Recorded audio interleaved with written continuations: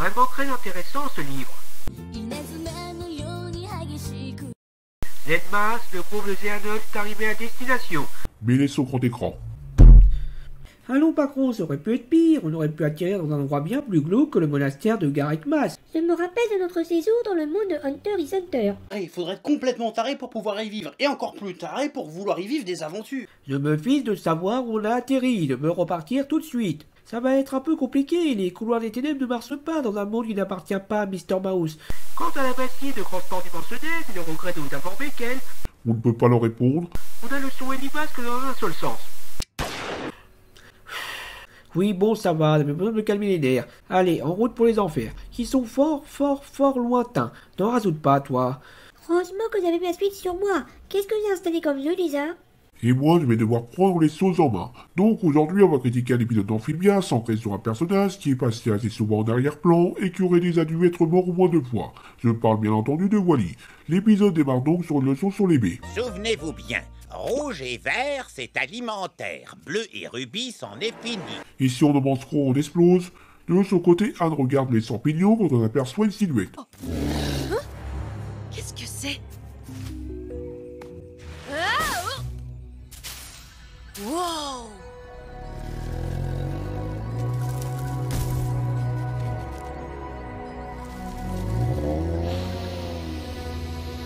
Attendez, je crois que j'ai déjà vu quelque part, lui. Malheureusement, Anne le fait fuir en touchant un papillon. Et les plantards refusent de la croire quand on annonce sa découverte. Anne, le Big Mousse est une légende. Il n'y a que les farfelus et les têtards naïfs pour y croire. Attendez, alors comme ça, vous avez des castors géants cracheurs de feu et des 1000 pattes mutants, mais ça, vous n'y croyez pas?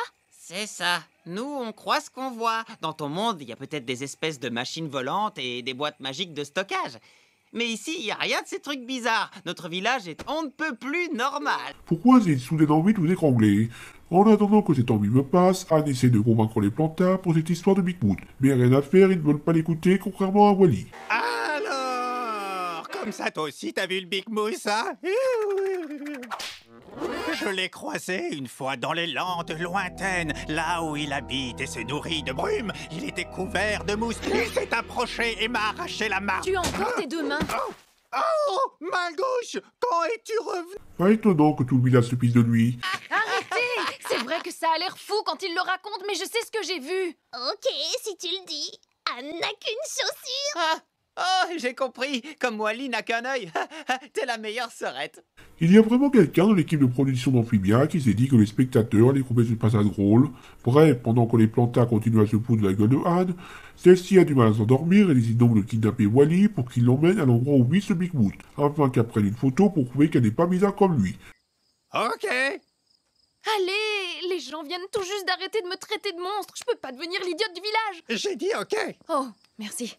Environ 8 heures d'accordéon, quelques péripéties, 2 sauvetages et des plantards qui n'ont rien à carrer 4 fois partis plus tard, Anne et Wall-E pour une pause au coin du feu. Waouh, c'était incroyable. Je ne reviendrai plus jamais à une poignée de main banale. Ah, merci. Mes amis ont toujours trouvé que mes checks étaient un peu bizarres. C'est ta première erreur, sucre d'orge. Je me fiche bien de ce que les autres pensent de moi. Ça, c'est facile à dire. Dans mon monde, la réputation, c'est vraiment tout ce qui compte. Heureusement que t'es pas dans ton monde, alors. Hein? Anne, de ce que je vois, tu as devant toi une sacrée opportunité. Un tout nouveau monde, de nouveaux gens. Tu peux devenir qui tu souhaites. C'est plutôt bien pensé. Franchement, je trouve que c'est un des meilleurs dialogues de cette série. On y est enfin. Voici les landes brumeuses. C'est le moment de faire l'invocation du Big Mousse. Quelle invocation? Ah, oh, ah, oh, ah, oh. Ça, c'est le sort pour faire fuir le Bigfoot. Anne préfère suivre un papillon avant de se cogner contre un Bigfoot et de rater sa photo à cause de Wall-E. Le duo poursuit donc le Bigfoot avant de le perdre dans la brume. On y était presque pourtant. J'arrive pas à croire qu'il existe pour de vrai. C'est incroyable, hein? Quoi? Je pensais que c'était une légende. Franchement, c'est grotesque, non? Je croyais... Quoi? Tu me croyais pas, mais t'as quand même fait tout ce chemin? Ouais, on s'est plutôt bien amusé, non? Ça n'a aucun rapport. J'aurais très bien pu rentrer sans aucune preuve. Et tout le monde aurait pensé que j'étais comme toi. Elle a encore été France. Et flûte. Hé, Wall-E, je voulais pas... C'est pas ce que je voulais dire, je suis désolée. C'est cool que tu te fiches de ce que les autres pensent de toi. Et je suis contente qu'on soit venus ici tous les deux. C'est vrai, ça? Super vrai. tape, une caresse, coup de poing.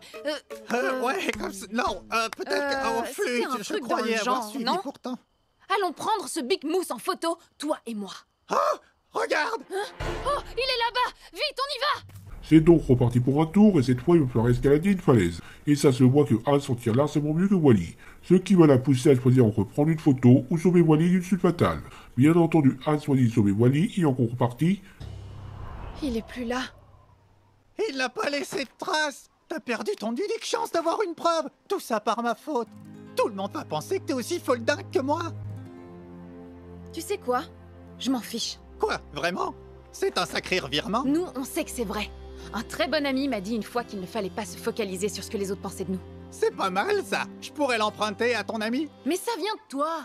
Ouais, je sais! Ou peut-être pas! Sacré clown, va. je sais bien que ta gueule s'enfuit bien, mais il devrait être mort. Ce qui n'est bien sûr pas le cas, puisque le duo d'incompris rentre au village pour raconter leur histoire. Vous pouvez le prouver? Absolument pas. Il n'y en a vraiment pas un pour rattraper l'autre. Public On difficile! peut pas plaire à tout le monde. Bon, je ferais mieux d'y aller. Oh, un jour, une fille nommée Anne la Charmante affronta de grandes difficultés et prit le cœur d'un sot passionné. Et vous pouvez aller vous faire bip. Donc si on enlève les plantains dans l'équation, c'est un assez bon épisode, qui montre bien la relation que se construit entre Anne et Wally, qui est certes légèrement loufoque, mais ça n'empêche pas d'être un bien meilleur personnage dans un seul épisode que Spring dans les 10 épisodes précédents, ce qui est un peu triste quand on y pense.